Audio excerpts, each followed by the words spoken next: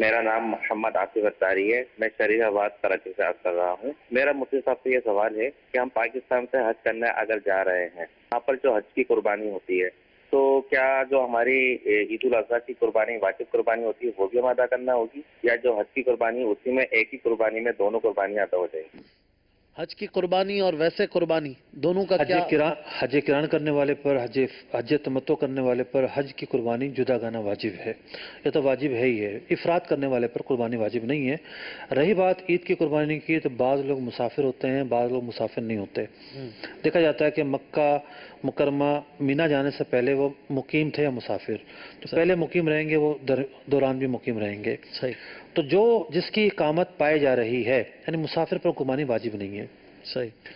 عید کی قربانی ٹھیک ہے، وہ تو صرف حج والے تو بیان کر دیا۔ جی۔